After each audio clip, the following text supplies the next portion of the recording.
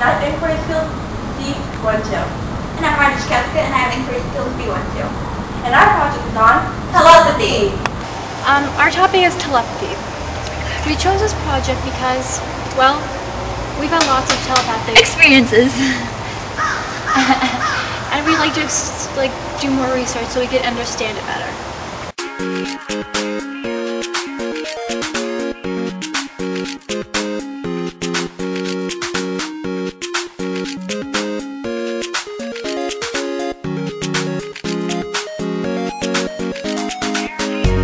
The process of telepathy is said to occur when the psychic act by one person results in the same psychic act of another. Carl Jung and later Sander Frazetsky were, along with Freud, interested in the question of telepathy. Sigmund Freud developed several hypotheses about the direct transmission of thought, or telepathy. Freud's attitude toward it was simultaneously one of openness. Seeing as an archaic mode of communication between individuals and possibly a psychic process that has become mental at two ends of the communication sequence. Because of the proximity of the unconsciousness and reserve, fearing that psychoanalysis might find itself compared with occultism. His interest was essentially personal and long-standing, since he believed that he was able to communicate remotely with his fiancée Martha by thought alone when he was in Paris.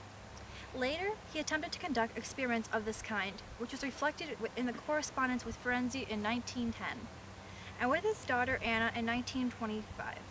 But Freud maintained that the notion of telepathy was outside psychoanalysis. He was only interested in using specific, not a mystical approach on the investigation of psychic activity. In fact, discussing the telepathy performance by mediums, he recommended that we investigate, namely the transmission of thought, was at least probable even where it was not demonstrable.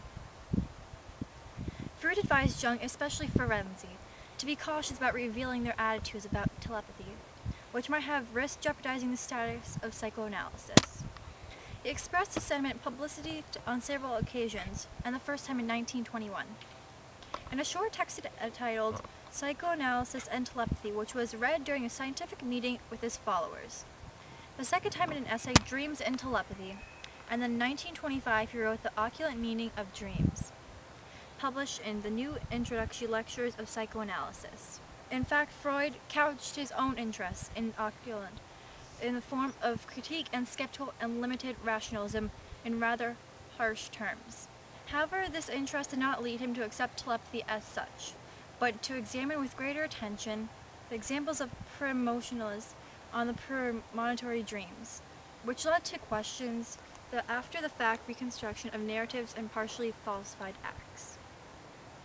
The value of Freud's investigation, therefore, extends beyond telepathy. Telepathy as a term was coined by British physical researcher F.W.H. Myers in 1882 as a result of his joint investigation with Edmund Gurney, Henry Sedgwick, and William F. Barnett in the possibilities of thought transference. It was applied to researchers' concept of a coincidence between two persons' thought, which requires a causal explanation and is defined as transmission of thought independently and recognized channel of sense. There are three types of extrasensory perception, or ESP. There are three types of ESP, extrasensory perception. There's clairvoyance, telepathy, and psychokinesis. One's clairvoyance. Clairvoyance is being able to see into the future. Yeah, there's telepathy. Telepathy is being able to communicate with the mind. Psychokinesis is the power of being able to move this highlighter, or psychokinesis, being able to move things with your mind, such as a highlighter.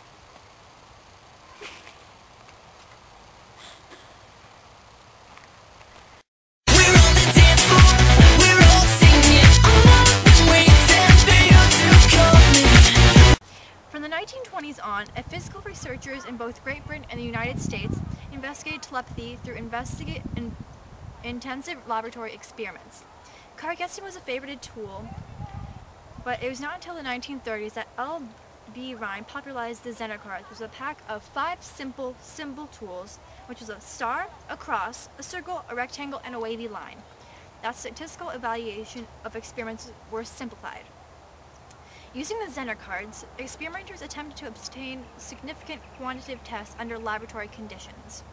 In their experiments by C.W. Oliver with playing cards, over some 20,000 trials, a distinction was made between telepathy and clairvoyance.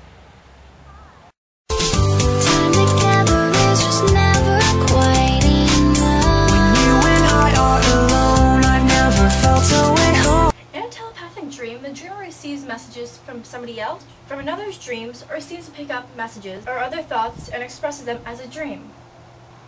Included in this category are dreams from spirits, ghosts, those recently dead, and who speak to you using telepathy. Telepathy happens in dreams when thoughts, emotions, or physical sensations are transmitted from one mind to another. They have been widely studied by scientists as of all forms of psychic dreaming, they are comparatively easy to verify. As telepathic dreams involves both the receiver and a sender, experiments can be set up to test the phenomena by noting how a receiver's dreams are influenced by thoughts intentionally sent to him while sleeping. Telepathy themes may include dreaming of talking to the other dreamer on the telephone, or communicating with them by email or letter. Look to see if your dreams contain any other communication themes, such as a carrier pigeon, a message on the radio, an unusual advertisement, or graffiti messages. Your dreams may be sent in the same city or country, and they feature similar people. Watch also for concurrent themes, emotions, or any other shared content. Dreams may have a strange way of distorting things. For example, your friend may dream of eating, and you may dream of shopping for food. Similarly, dreams also pick up in puns, so watch for the way your dreams play with words. For example, a telepathic message from Mike may result in you dreaming of a microphone, or Tony, and you dream of a toe or a knee. And if you talk to Barbara, then you may have a bra on a barbed wire. Okay. Dreams also bring telepathic messages. They are about the future. They are called precognitive dreams. Some dreams are the way a deceased loved one will communicate with you, as they may not have a physical body anymore, but they still exist in a higher frequency, where they no longer have a physical form. In those frequencies, there is no physical form, therefore no physical speech patterns. It is all done by telepathy. When you dream, you no longer have the burdens of a physical body. You communicate by telepathy. You meet up with a spirit in dream time and share adventures. The most common published accounts of telepathy and ESP are between lovers or family members.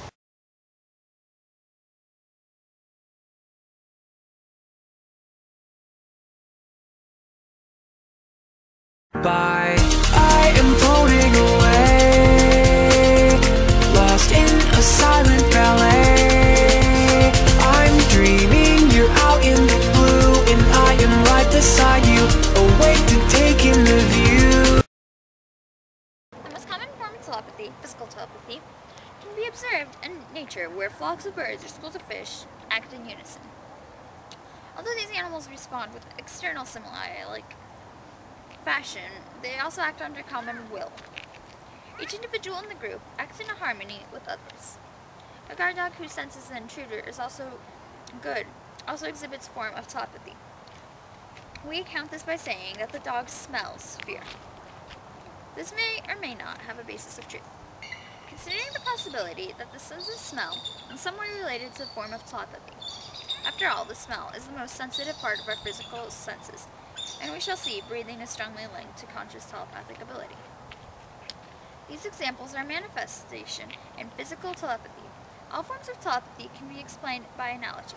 Each living creature is like a living radio broadcast and receiving station.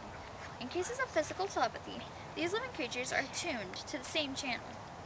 They behave in the same fashion. They hold true for emotional telepathy. In the instance, groups adhere and react to common feeling. With mental telepathy, individuals with other groups attach and react thoughts which are common.